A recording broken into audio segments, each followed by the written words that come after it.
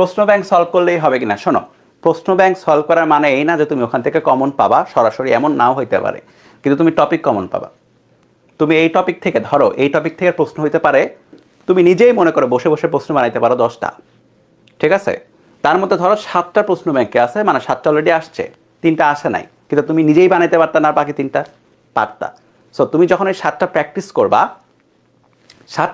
করবা তখন তোমার ব্রেইন এইটাকে খুব ভালো মতো অ্যাকসেপ্ট করবে যে হ্যাঁ এই টপিকটা লাইক সোজা লাগতেছে তোমার কাছে, বা তুমি পারতেছো, তুমি পারদর্শী।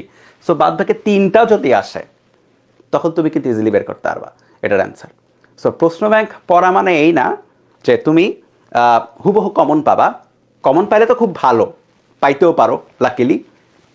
এটা মানে প্রশ্ন ব্যাংক পড়া মানে এইটা যে তুমি কনসেপ্ট কমন পাবা এবং তুমি এটার আশেপাশের ম্যাথ পাবা, যেটা তোমার কি বলে যে কনফিডেন্সকে ওই মোমেন্টে বাড়াই দিবে। সো ভার্সিটি পরীক্ষার জন্য ভাইয়া প্রশ্ন ব্যাংক মাস্ট, ঠিক আছে? ইঞ্জিনিয়ারিংয়ের জন্য বলছি না, ইঞ্জিনিয়ারিংয়ের জন্য ব্যাপার আলাদা, ইঞ্জিনিয়ারিং জন্য কনসেপ্ট বিল্ড আপ বেশি করতে হয়।